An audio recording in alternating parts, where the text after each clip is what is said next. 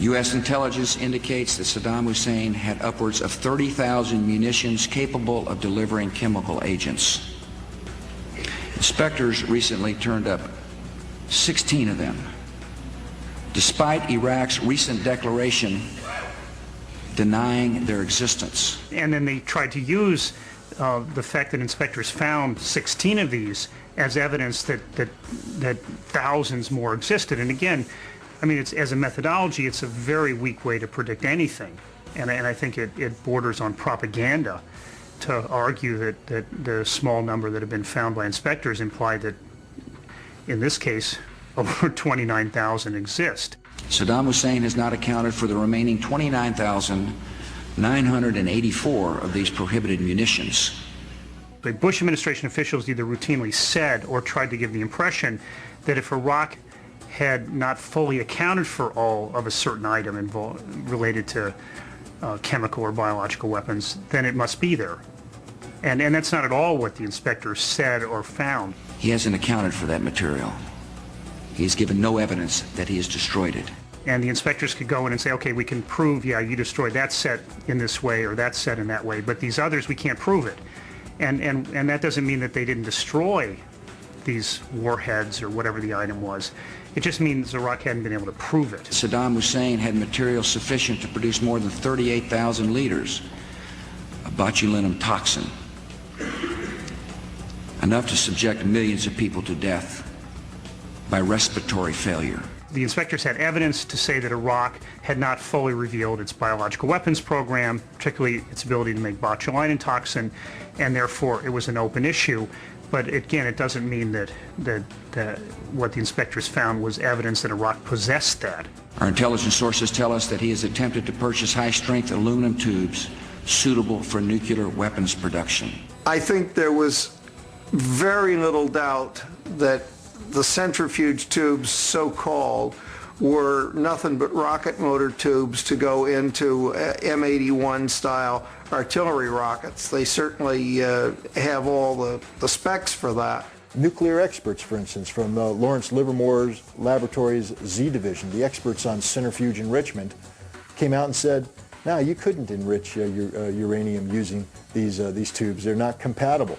I saw it as a deliberate attempt to take information and selectively take information and try to basically say Iraq poses an imminent nuclear threat and therefore action is absolutely necessary. And I felt that was absolutely wrong. The International Atomic Energy Agency confirmed in the 1990s that Saddam Hussein had an advanced nuclear weapons development program. The administration showed photos of nuclear or former nuclear weapon sites in Iraq, pre-1991 nuclear weapon sites, claimed that new construction showed they were ongoing nuclear weapons production sites. Complete nonsense. Before the war in Iraq, the United Nations inspectors told us that Saddam Hussein did not have nuclear weapons capability. It turns out that's true.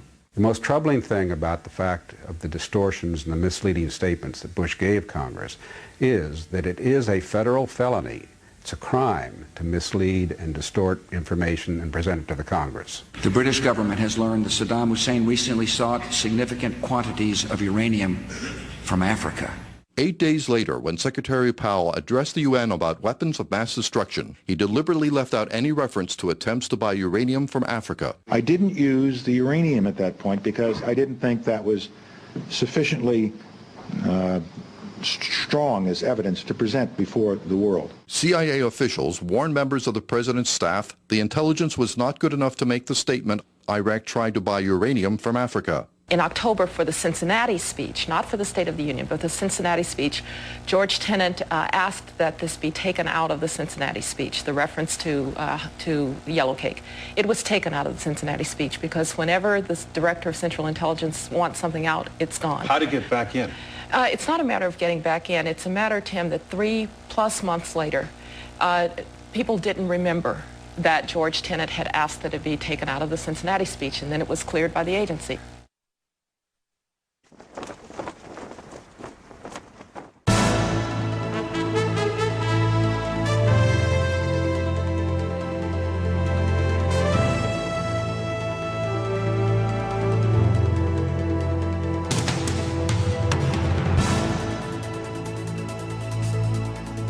First of all, it should be noted that Colin Powell's speech to the United Nations was theater, a masterful theater, effective theater at the time.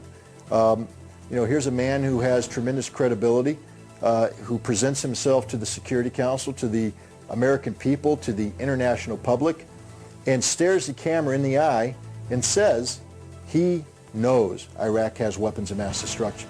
Leaving Saddam Hussein in possession of weapons of mass destruction for a few more months or years is not an option. My first visual impression here, watching George Tenet, the head of the Central Intelligence Agency, back there as a prop, almost like a potted plant, as if to say that the Central Intelligence Agency stands behind, or in this case sits behind, everything that Colin Powell says.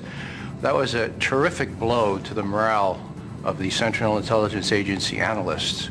Saddam Hussein has chemical weapons. Chemical weapons, although they can be very deadly in a subway station or something like this, are not really strategic weapons. They are weapons that can kill 50, 100, 200 people, but in fact they won't devastate you the way a nuclear weapon in New York City or Chicago or someplace would be a deadly blow. Saddam Hussein has used these horrific weapons on another country and on his own people.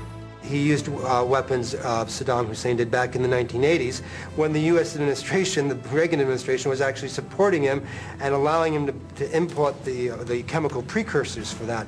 Donald Rumsfeld, actually, as a special envoy for Ronald Reagan back in those years, helped, open the door for better relations between Washington and Baghdad. Colin Powell spoke of thousands of liters of anthrax that were unaccounted for, and he said they're probably hiding it. And then he held up a little vial of white powder.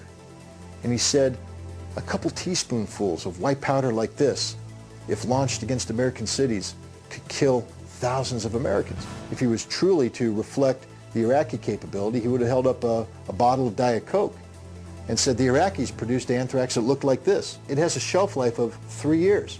The last known production batch came out in 1991, so even if Iraq was hiding this brown sludge liquid, it would be useless today. Just a few weeks ago, we intercepted communications between two commanders in Iraq's 2nd Republican Guard Corps. If you know anything about Iraq, they have very strict communication security procedures. So you would never have military personnel speaking in the clear over a radio about sensitive subjects. On the left is a close-up of one of the 4 chemical bunkers. There were never any chemical weapons in that facility. I'm intimately familiar with that facility. I've inspected it a number of times. Other inspectors have inspected it many more times than I have. To believe they were proof is to believe the statement that Iraq would put its crown jewels in the one building or one of the few buildings that either the United States will bomb first or the inspectors will go to first. The truck you also see is a signature item. It's a decontamination vehicle. The UN weapons inspectors knew that the trucks shown by Colin Powell in those photographs were fire trucks, not decontamination trucks. I would have to comment here on Secretary of State Colin Powell's debut as an imagery analyst. It was highly embarrassing for those of us who know something about the business. We couldn't tell whether this was an honest mistake by those who now do the imagery analysis, who now report to the Secretary of Defense, unlike our day when they reported to the Central Intelligence Agency, whether that was the case or whether perhaps Colin Powell was being set up. From our point of view, I mean, we do all kinds of analysis of satellite imagery. You can't form any conclusions on what's going on inside the building. They could have been building tractors. They could have been doing nothing inside that facility. Now look at the picture on the right. You are now looking at 2 of those sanitized bunkers. The signature vehicles are gone. It's been cleaned up, and it was done on the 22nd of December as the UN inspection team is arriving.